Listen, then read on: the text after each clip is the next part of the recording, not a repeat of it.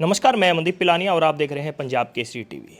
लगातार अमेरिका से भारतवासियों को डिपोर्ट किया जा रहा, जो डोंकी के रास्ते से लगातार दूसरे देशों में जाने की कोशिश कर रहे हैं रोज़गार की तलाश में। हमारे साथ रवि हैं, जिनको अमेरिका से डिपोर्ट किया गया है। उनसे जानते हैं उनकी आपबीती, किस प्रकार उनका सफ़र रहा और किस प्रकार वो अब महसूस कर रहे हैं। इतने पैसे लगाने के बाद वो डंकी के रास्ते से गए थे। अब हमारे साथ रवि मौजूद हैं, जो दूसरी फ़्लाइट में भारत पहुंचे हैं। रवि, आपका सफ़र कितने देशों का रहा और कितना पैसा आपका लगा है? मेरा 19 देशों का सफ़र रहा है जी। और मेरा करीबन 35 लाख रुपए लग चुका है। पैसे कहाँ से, पैसे की अरेंजमेंट कहाँ से हुई है? घर पे पैसे थे या कहीं से लोन लगा है? ये हाउस लोन लिया था जी। एक हाउस लोन लिया है, ब्याज पे पैसे लिए हैं। गांव में प्लाट था, वो भी बेचा है। ऐसी अरेंजमेंट की थी पैसों की। क्यों सोची आपने दूसरे देश जाने की? यहाँ पे रोज़गार की कमी थी, बेरोज़गार थे, क्या लग रहा था? नहीं, बेरोज़गार तो मैं था ही नहीं। मैं यहाँ पे काम कर रहा था, अच्छा पैसा कमा रहा था मैं यहाँ पे, ठीक काम कर रहा था मैं। लेकिन जो एजेंट था, एजेंट भी क्या था, वो बस वैसे बैठता था, साथ में बैठता था। तो उसने बोला कि भाई यहाँ पे क्या करेगा तू, अमेरिका चला जा, मैं तुम्हें वहाँ पे काम लुआता हूँ। 5-7 लाख रुपए महीने का कमाना, बढ़िया 2-4 साल कमा के वापस आ जाना, वर्क वीजे भेजूँगा। ऐसी बात नहीं है कि कोई 2 नंबर में भेजूँगा, ये बात थी। कैसे संपर्क हुआ एजेंट से? कहाँ मिलते थे आप? मिलते कहाँ थे, मेरा होटल था और मेरे होटल के सामने उसका ऑफिस था। जो बाहर बैठ जाते थे हुक्का पीने के लिए, तब बातचीत हो जाती थी। जॉब करते थे होटल में आप? हाँ, मैं होटल में जॉब करता था। क्या जॉब करते थे आप? मैं शेफ़ था वहाँ पे। अच्छा, अच्छा खासा आप नौकरी कर रहे थे पहले से? हाँ, अच्छा कर रहा था मैं, अच्छा कमा रहा था। सुबह जाता था, शाम को अपने घर पे आ जाता था। डोंकी के जरिए जो बच्चे जा रहे हैं, उनको ये एजेंट सपने दिखाते हैं ज़्यादा पैसे कमाने के। बहुत ज़्यादा सपने दिखाते हैं। पहले इनका मुंह कुछ और होता, बाद में कुछ और हो जाता। बाद में तो ये फ़ोन भी नहीं उठाते हैं। घर वालों को टॉर्चर करते हैं पैसों के लिए।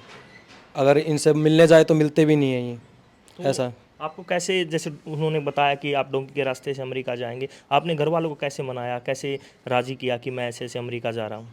घर वालों को यही बोला कि वहाँ पे कमा लूँगा, 2-4 साल में वापस आ जाऊँगा। यहाँ पे मतलब सारी उम्र कमाने से बढ़िया 2-4 साल वहाँ पे कमा के वापस आ जाऊँगा। कैसे ना कैसे करके 1 महीने के अंदर मैंने समझाया घर वालों को। घर वालों की सहमति से आप फिर गए? घर वालों की सहमति से तो इसलिए गया था ना, क्योंकि मैंने उनको बोला था क्योंकि जान का खतरा नहीं, कुछ ही खतरा नहीं है। 1 नंबर में भेजेगा, वर्क वीजे पे भेजेगा। फैमिली में कौन कौन है? मम्मी है, पापा है, भाई भाभी हैं, 3 लड़के हैं। आप अभी कुंवारे हैं? हाँ, मैं अभी कुंवारा हूँ। तो कैसे सफ़र रहा आपका, कैसे शुरुआत हुई, एक बार जानकारी दें। शुरुआत मेरी हुई थी यहाँ से, इंडिया से ले जाया गया था मेरे को। 10 इंडिया से नहीं, घर से ले जाया गया था 10 जुलाई को। 10 जुलाई। 8 दिन मेरे को होटल में रखा गया, यहाँ पे दिल्ली महिपालपुर में। उसके बाद 18 जुलाई को मेरे को दुबई भेज दिया गया। जिन से कितने लोग थे? आप अकेले थे या और भी शामिल थे? नहीं, मैं अकेला था जिनसे। ग्रुप में कितने मेंबर थे? ग्रुप में यहाँ से तो, अगर जब मैं यहाँ पे गया था ना, दुबई गया था, वहाँ मैं अकेला था। जी। तो फिर आगे का सफ़र कैसा रहा? आगे का सफ़र, वहाँ 1 महीने रखा गया। 10 बाय 10 का कमरा था, उसमें 15-16 लोग थे। दारू दारू पीते थे वे, और स्पीकर बजाते थे, गालियाँ देते थे। वहाँ पे सोते भी नहीं थे, बीच पे रात काटनी पड़ती थी, अजमान बीच पे।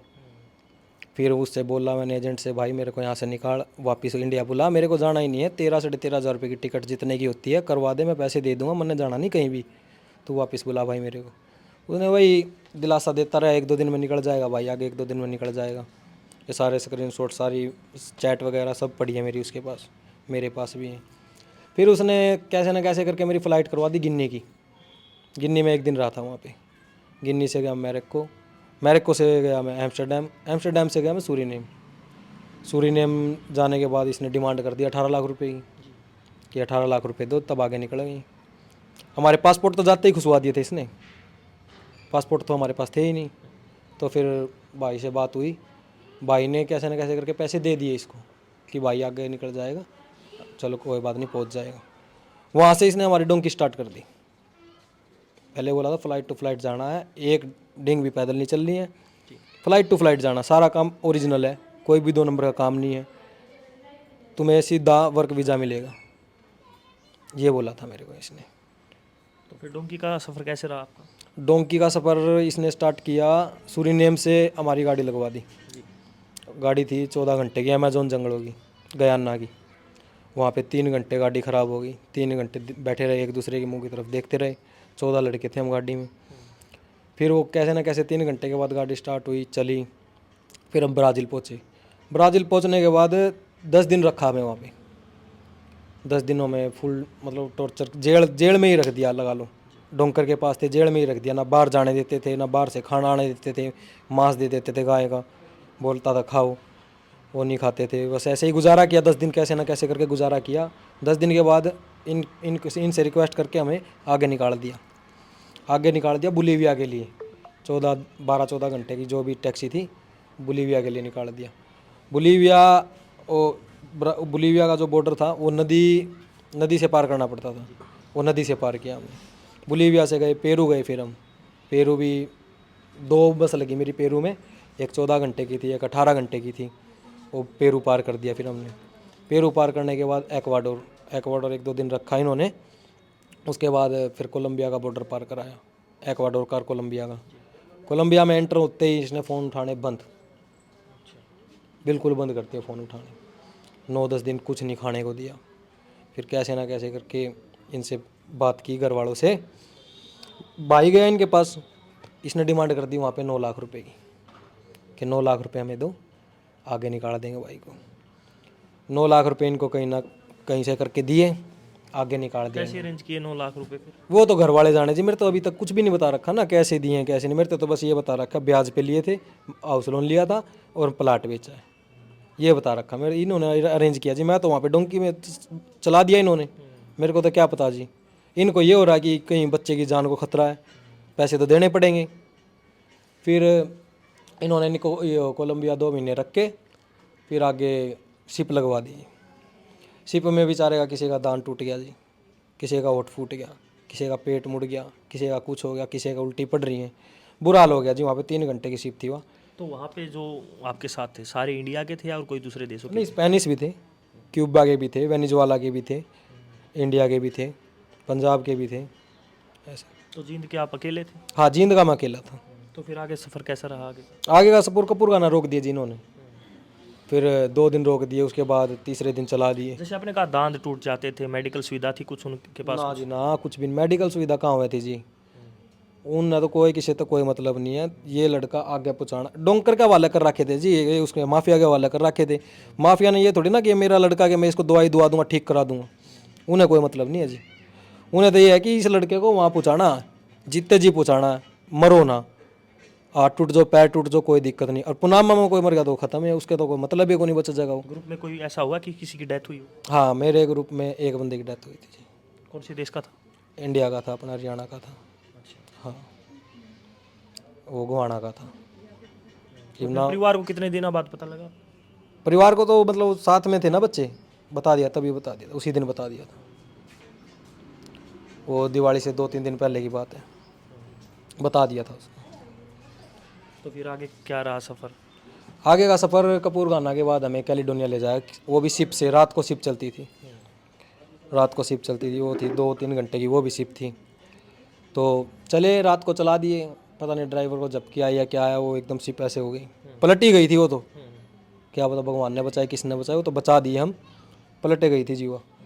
फिर उसके बाद सब एक दूसरे ने पकड़ के, हाथ पकड़ के, जैकेट जूकेट पहनी हुई सब ने फिर आगे गए थे। फिर पुनामा में मतलब कैलिडोनिया में लेके चले गए हमें। एक दिन वहाँ पे रात को स्टे कर दिया, कैंप लगा दिए। सुबह बोले पुनामा जाना है, सब डरे हुए, सब एक दूसरे के मुंह की तरफ देखा, सब डरे हुए। वीडियो देखी होगी सोशल मीडिया पहले उस जंगल की, पता लगा होगा कि खतरनाक जंगल है। जंगल की वीडियो क्यों देखेंगे जी हम, वैसे आ जाती थी, सोशल मीडिया पे आ जाती थी। हमें तो बोला था 1 नंबर में जा रहे हो। अच्छा हाँ अच्छा, आपको ये नहीं पता था कि 2 नंबर में जा रहे हो, आपको लगा 1 नंबर में भेजा जा रहा है? हाँ, 1 नंबर में जा रहे हैं। हमें तो सूरीनेम जाके पता चला ना कि 2 नंबर में जा रहे हैं, वहाँ से डोंकी स्टार्ट की हमारी।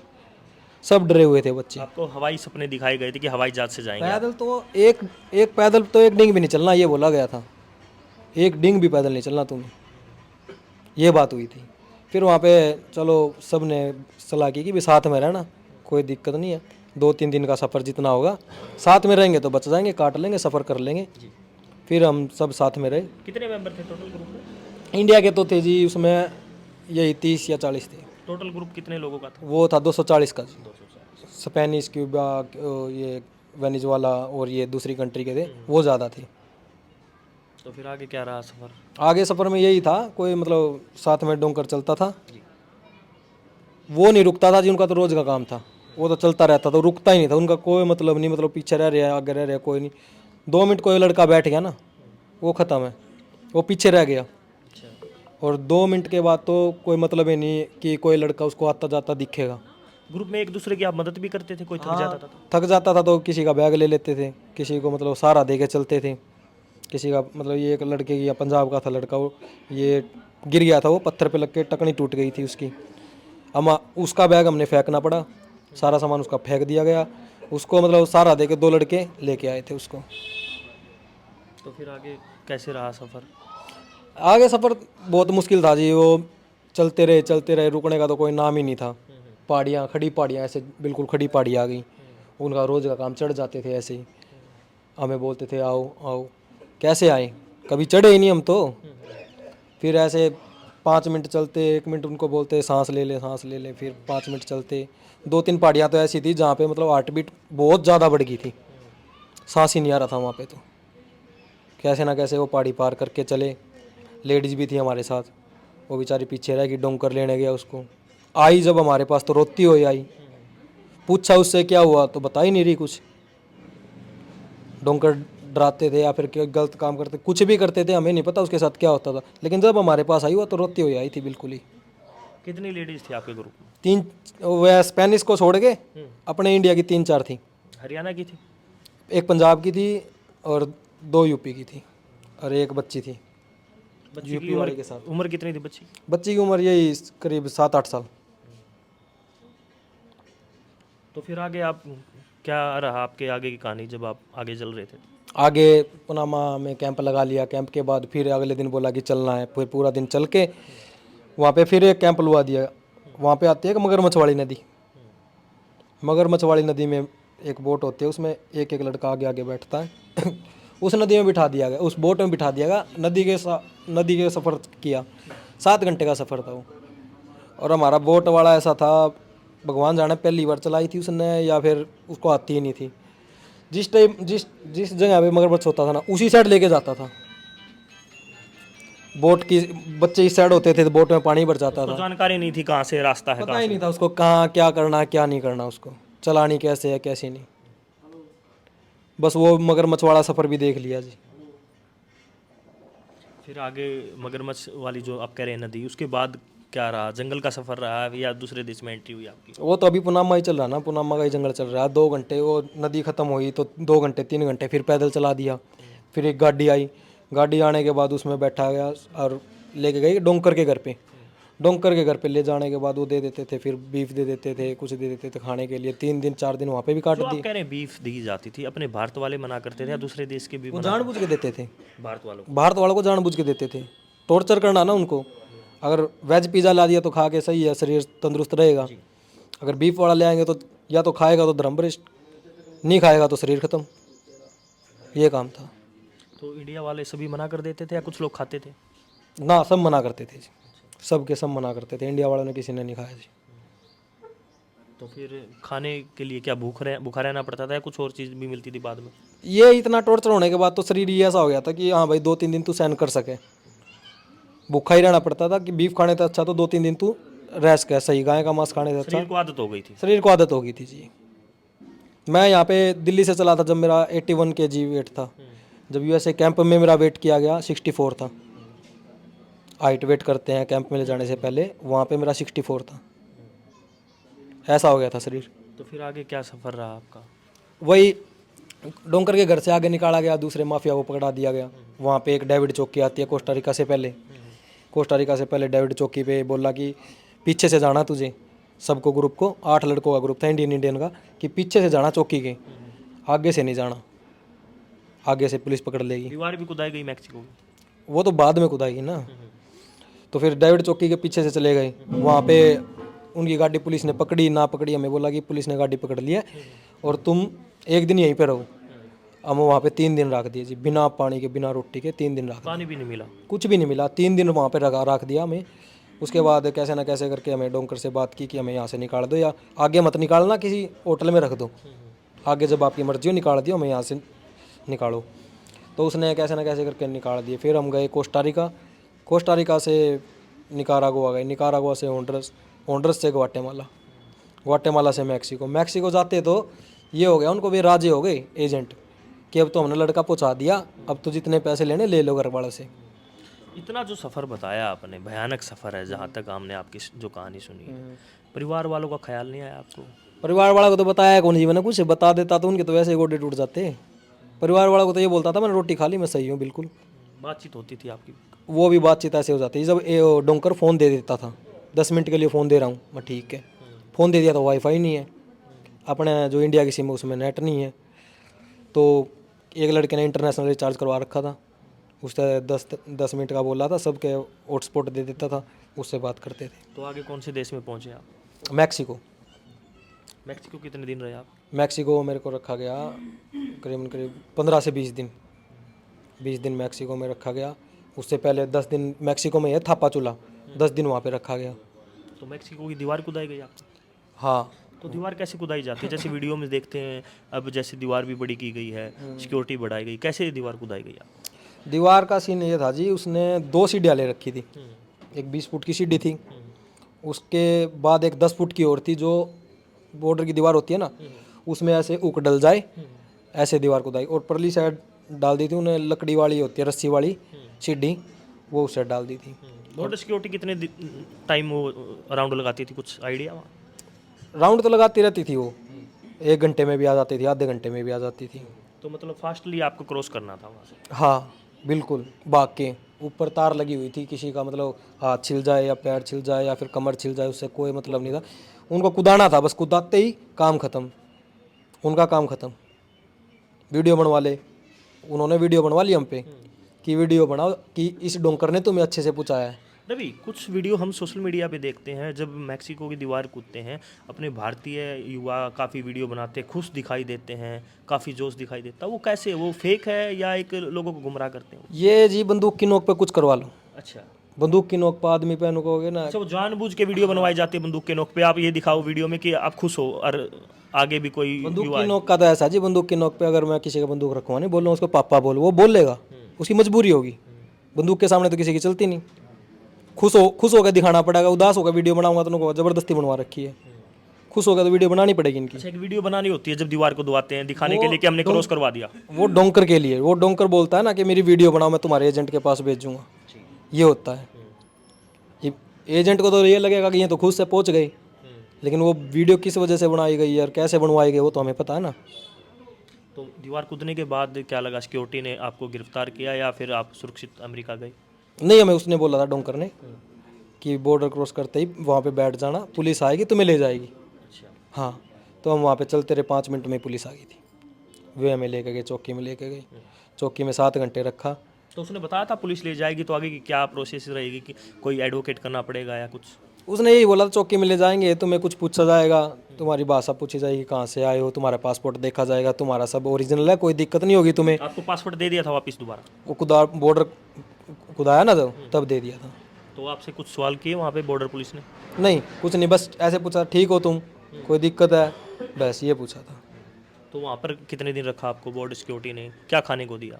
7 घंटे तो जी चौकी में रखा था। उसके बाद कैंप में ले गए थे।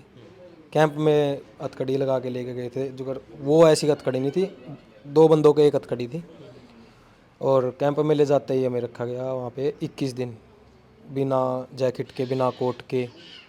जैसे आपने कहा कि आपके ग्रुप में एक महिला के साथ एक बच्ची भी थी, तो उसके साथ कैसा व्यवहार रहा बच्ची का के वो साथ? तो पुनामा में थी जी हमारे साथ। तो बाद में कहाँ गई वो? उसको क्या अलग अलग डोंकर होते हैं ना ये, अच्छा अच्छा। जैसे कि मेरा डोंकर कोई और है, उसका डोंकर कोई और है। उसका काम है मतलब पूरा ग्रुप साथ में चलाना, और उसके बाद सब डोंकरों के बच्चे अलग अलग हो जाएंगे, ये होता था। तो फिर चौकी में, कैंप में रखा आपको, कैंप में कितने दिन रखा, कैसे रहे, कैसे सोए? कैंप में 21 दिन रखा जी। 21 दिन सोने का तो मतलब ही कौन जी, तो इतना टॉर्चर करते सोने तो दिया ही नहीं करते। कैसा टॉर्चर होता? टॉर्चर ऐसा हो जाता था कि मतलब उन्होंने किसी बहाने से आना होता था हमारे यहाँ पे, मतलब स्कैन कोड लगा रखा था, हमारी हाजिरी लगती थी वहाँ पे रोज़, हर 2 घंटे के बाद तो स्कैन कोड आ जाता था। मतलब ठीक से सोने नहीं देते? मतलब स्कैन करनी है, हाजिरी लेनी है, खड़े हो जाते थे। हर 5 घंटे, हर मतलब 24 घंटे में 5 बार खाना देते थे। खाने के नाम पे चिप्स और सड़े हुए चावल और कच्चे चावल देते थे, ये चीज़ देते थे। 5-6 टाइम तो हाजिरी होगी जी, 5 टाइम खाना हो गया, 3 टाइम सफाई होगी, तो सोने का तो टाइम ही नहीं बचा। 3 घंटे, 24 घंटे में 3 घंटे सोने को मिलता था। वो भी रात को 3 बजे से सुबह 6 बजे तक। और एसी का टेम्परेचर फुल होता था, बिल्कुल फुल, सर्दी भयंकर, और गर्मी लगती थी, पन्नी ओढ़ते थे तब। मानसिक रूप से टॉर्चर किया मानसिक रूप से टॉर्चर था जी, शारीरिक रूप से नहीं था, मानसिक रूप से था, बहुत भयंकर टॉर्चर था। तो आपके ग्रुप में जितने आपने बताए हैं, आपके ग्रुप में गए तो वहाँ पर सभी ठीक थे? कोई बीमार भी हुआ जब उसमें कैंप में रखा गया? बीमार हुए हैं जी, कच्चे चौड़ खा के किसी का पेट में दर्द हुआ है, कोई मतलब किसी को चक्कर आ वहाँ गया। पे दवाई दी गई फिर? दवाई के नाम पे तो एक ही बात बोलते थे, तुम्हें थप्पड़ की जरूरत है, दवाई की नहीं। किसी को कुछ हो जाता था लेके जाते थे, ऐसे भाग के आते थे, क्या पता पहाड़ तोड़ेंगे ही, उठा के लेके जाते थे। वहाँ पे जाके उससे दोबारा आता था हमारे पास, पूछते थे कि क्या हुआ वहाँ पे, डॉक्टर ने सही ट्रीटमेंट किया है नहीं किया। ये तो सीधा एक ही बात बोलते थे, वो तो थप्पड़ दिखाते थे सीधा और नीचे बिठा देते थे, यहाँ पे बैठ। वो ग्लूकोज के नाम पे पता नहीं क्या तो देते थे, क्या नहीं देते थे, वो बच्चे को नशा हो जाता था उस पर, उससे, और सो जाता था। तो फिर डिपोर्ट कैसे हुए आप कैंप से? कैंप से तो हमें यही बोल के लेके गए थे कि तुम्हें अनदर कैंप में लेके जा रहे हैं। आपको नहीं पता था? हमें नहीं पता था, वो बोले कि तुम्हारा 1 घंटे का रास्ता है और अनदर कैंप में लेके जा रहे हैं, तुम्हें सुरक्षित ले जा रहे हैं, इसलिए तुम्हें हथकड़ी पहना रहे हैं कि कभी कोई भाग ना जाए। हाँ, ठीक है। तब वहाँ पे एयरपोर्ट पे लाया गया आर्मी के, एक पुलिस ऑफिसर आया पाकिस्तान का, उसने हमें बताया, यूएसए आर्मी में था वो, उसने हमें बताया कि तुम्हें तुम्हारे मुल्क को वापस ले जाया जा रहा है। तब सबको ऐसा हो गया कि ये हमारे साथ क्या हो गया। जितने डोंकी आपके ग्रुप में किया सभी को उसी टाइम डिपोर्ट किया गया या बाद में पहले किया गया? नहीं, मेरे से पहले भी किया गया। जो एक फ़्लाइट हुई थी वहाँ से 2 तारीख को हुई थी, जी और वह इंडिया में पहुँची थी 5 तारीख को। उसमें मेरा नाम था, जी। घर वालों ने बताया कि उसमें तेरा नाम था, डिपोर्ट होने वाला था तू, और तू आया नहीं 5 तारीख को। उसके बाद घर वालों को टेंशन हो गई हाँ। कि सभी आ गए, हमारा बच्चा क्यों नहीं आया, क्या होया उसके साथ, ना उसके पास फ़ोन है ना कुछ है, क्या हो गया उसके पास, उसके साथ। फिर 9 तारीख को हमें ले जाया गया, 9 तारीख को डिपोर्ट करने के लिए लेके गई, लेकिन वापस ले आया आधे घंटे के बाद, हथकड़ी खोल के वापस सेल में घेर दिया। कितना बड़ा कैंप था वहाँ पर? कितने युवा होंगे आपके हिसाब से? वहाँ थे जी 8 पोड थे, एक पोड में 4 सेल थे, टोटल 32 सेल थे, और एक सेल में कम से कम 50 या 60 लड़के थे। अब देख लो, 32 सेल थे, 50-60 लड़के एक कैंप उसमें सेल में थे। तो इंडिया कब आए आप? मेरे को 13 तारीख को वहाँ से फ़्लाइट में बिठाया गया था, और मैं 16 तारीख को आ गया था रात को 11-12 बजे। रात को 11। हाँ, 16 तारीख को। रवि, जैसे डोंकी के रास्ते से आप आए, वहाँ पर आपके साथ जो व्यवहार किया गया, जैसे कि आपको बताया गया था कि आपको 1 नंबर में भेजा जाएगा, उसके बाद यूएस से गवर्नमेंट ने और जो आर्मी ने, पुलिस ने जो आपके साथ व्यवहार किया गया, उसको कैसा मानते हैं आप? सही मानते हैं? ना सही तो है ही कौन जी, इंसानियत तो है ही कौन, इंसानियत होती तो ऐसा व्यवहार करते ही नहीं। 1% में इंसानियत नहीं है जी। खाने के लिए नहीं दे रहे, सोने के लिए नहीं दे रहे, सर्दी में मरो या फिर गर्मी में मरो, उनसे कोई मतलब नहीं है। हथकड़ी ऐसे पहना दी जैसे कि हमने बहुत बड़ा क्राइम कर दिया हो, यहाँ पे हम मर्डर करके गए हो, वहाँ पे मर्डर कर दिया हो, जैसे ऐसे हथकड़ी परा दी, इतनी टाइट बांध दी, पेट पे बांध दी, पैर पे बांध दी, बहुत गंदा था। गोहाना से आपके ग्रुप में था जिसकी डेथ हुई, क्या कारण रहे उसकी डेथ हुई? उसकी डेथ का कारण यही था, जैसे निकोकली में उसमें कपूरखाना में रोका गया था ना, वहाँ पे समुंदर तो था ही, जिस शिप से जाते थे 3 घंटे की, तो कुछ मौसम ऐसा था, हवा चल रही थी तेज, वैसे ही लड़के चलो भाई आज बीच पे फ़ोटो खिंचाते हैं, वो फ़ोटो खिंचाने गया था, लहर आई, उसको लहर अंदर ही लेके चली गई। तैरना नहीं आता था उसको? तैरना नहीं आता था उसको, अंदर ही लेके चली क्या गई। नाम था उसका और कहाँ से थे? गोहाना से? उसका अमर नाम था जी, गोहाना से, गोहाना के पास में कोई गांव है, ये कंफर्म गांव नहीं पता मेरे को उसका, अमर सैनी नाम था उस लड़के का, और सही था, बिल्कुल हट्टा कट्टा लड़का था, कोई ऐसी बात नहीं थी कि मैं, परिवार वाले आए आपसे मिलने के लिए, आप उनको पता लगा आप ही आ पाए? नहीं मेरी तो उनसे कोई बात नहीं हुई ना, मुझसे मिलने आए हैं, मेरी कोई बात नहीं उनसे। रवि, जैसे आज के टाइम युवा दूसरे देशों में जाने की सोचते हैं डंकी के रास्ते से, काफ़ी पैसा आपने बताया कि घर परिवार ने प्लाट बेचा, लोन लिया, तो युवाओं को क्या संदेश देना चाहेंगे? युवाओं से तो यही अपील है जी कि अगर कोई 1 नंबर का बोल के भी भेजे ना तो भी मत जाइए। 1 नंबर का बोल के 2 नंबर में बांट देगा, डोंकी के रास्ते भेज देगा, वहाँ पे जान का भी खतरा है, पैसे का भी खतरा है, और फैमिली ने तो है ही जी टेंशन, लड़का अगर चल रहा है तो उनका फैमिली ने तो टेंशन है ही। यही अपील है कि अपना घर कमाओ खाओ, आराम तय सुख शांति से रहो, लुखी सुखी जो मिला खाओ, लेकिन एजेंट टाइप का मैं ना हो। एजेंट ने तो मेरे नू भी नहीं पूछा जी कि जीव है मर गया सही सलामत आ गया नहीं आया, कुछ भी नहीं, आज तक फ़ोन करके नू नहीं पूछा। मेरा नुकसान तो चलो वो देगा ना देगा उसकी बाद की बात है, पुलिस कार्रवाई करेगी ना करेगी वो तो बाद की बात है। एजेंट कहाँ से है, जींद से ये बाहर का है? हाँ जिन से ही है जी, कुछ कार्रवाई हुई उसके खिलाफ? कार्रवाई होगी जी, पुलिस प्रशासन ने पूरा सहयोग दे रखा है। ये मनीष SHO अपने सिटी थाने में उन्होंने शिकायत करवाई आपने? हाँ शिकायत करवाई जी। तो डोंकी के रास्ते से आप गए, फिर आपको डिपोर्ट किया गया, तो कितना सफ़र रहा वहाँ पर? आर्मी ने जो आपको अमृतसर आपकी फ़्लाइट रही? हमें 13 तारीख को सुबह 10 बजे लेके गए थे, वहाँ पे बिठा के रखा, हथकड़ी पहना के 4-5 घंटे वहाँ पे बिठा के रखा। फिर 2 घंटे का सफ़र बस का था, फिर वहाँ एयरपोर्ट पे बिठा के रखा 4-5 घंटे। वैसे ही 9-10 बज गए थे हमें वहाँ पे, 10 बजे ही फ़्लाइट हुई थी और उसके बाद 40-42 घंटे का सफ़र था जी। 40-42। तो यहाँ पर कितना टाइम लगा अमृतसर आने के बाद आपको? अमृतसर आने के बाद लगा 10 बजे तो हम अमृतसर हो गए थे, लैंड हो गए थे। वहाँ पे इमिग्रेशन ने भी रोका, ये पंजाब सरकार ने खाने के लिए भी दिया, सबको आते ही भूखे थे सब बच्चे, जिसने खाई थोड़ी बहुत, जिसका मन किया खा ली, नी भी खाई। वहाँ पे क्लियर करके हम सुबह 5 या 6 बजे हरियाणा पुलिस आ गई थी हमें लेने के लिए। हरियाणा पुलिस कौन सी गाड़ी में लेके आए? हरियाणा पुलिस लेके आई थी, ये जो बस होती है ये, कैदियों वाली? हाँ कैदियों वाली बस होती है, लेकिन बर्ताव सही था उनका, जो हरियाणा पुलिस थी बहुत अच्छा बर्ताव था, बढ़िया बर्ताव था। बस मैटर नहीं कर दीजिए, बर्ताव मैटर का, बर्ताव बढ़िया था उनका, सही बढ़िया हौसला दिया सबको, चाय वाय पिलाई और नाश्ता नुश्ता कराया उन्होंने, सही था। काफ़ी लोग हैं जो नेता हैं, विपक्ष के जो नेता होते हैं, वो बयानबाजी भी करते हैं जैसे ऐसे मोमेंट होते हैं। वो कहते हैं कि कुछ युवा जो अब वापस आए हैं उनको नौकरी दी जाए सरकार की तरफ से, या कुछ इनके लिए नियम बनाया जाए। तो आपको लगता है कि आपको रोज़गार दिया जाए यहाँ पर? ऐसा तो देखो सरकार के हाथ में जी, दे दे तो बढ़िया है, कमा खा ले, नहीं का तो बालक मर गया तो डिप्रेशन में। वैसे भी कर्जा तो इतना 35 लाख रुपये कर्जा दिया, वो ऐसे तो पाटना नहीं हो, ब्याज चला जाओगे 70,000 रुपये, तो 20,000 रुपये की प्राइवेट नौकरी भी करेगा ना तो भी काम कौन चल रहा है, ब्याज तो 70,000 रुपये हो गया महीने का। तो हरियाणा सरकार से कुछ गुहार लगाना चाहेंगे? हाँ हमारे मतलब नायाब सिंह सैनी से यही उम्मीद है जी, CM जी से, कि हर बच्चे को नौकरी दी जाए जो भी डिपोर्ट होके आया है, कुछ मदद की जाए, और इनके जो एजेंट हैं जो बुला फुसला के ले जाते हैं बड़े बड़े सपने दिखा के, इन पर सख्त से सख्त कार्रवाई की जाए। ये थे हमारे साथ जींद शहर के रवि, पूरी कहानी इन्होंने बताई है। ये कोई फिल्मी कहानी नहीं है, ये एक हकीकत है। लगातार अमेरिका से, इंडिया से जो डंकी के रास्ते अमेरिका जाने की कोशिश कर रहे हैं उनको डिपोर्ट किया गया। इन्होंने बताया है जो एजेंट है वो इनको बड़े बड़े सपने दिखाते हैं। ये अच्छा खासा अपना रोज़गार कर रहे थे और बड़े बड़े सपने, ज़्यादा सैलरी की एक लालच होता है कि आपको ज़्यादा सैलरी वहाँ पर मिलेगी, अच्छा जीवन आपका रहेगा और आपको 1 नंबर में भेजा जाएगा। तो इनको झूठ बोल के इनको डंकी के रास्ते से भेजने की कोशिश की जाती है।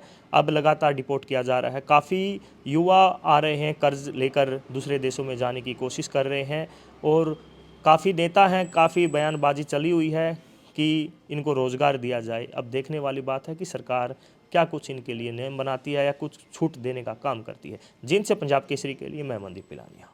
हमसे जुड़े रहने के लिए हमारे YouTube चैनल को सब्सक्राइब करें और नई वीडियो की नोटिफिकेशन के लिए बेल आइकॉन को दबाएं। अगर आप ये वीडियो Facebook पर देख रहे हैं तो लाइक जरूर करें और ज्यादा से ज्यादा शेयर करें। धन्यवाद।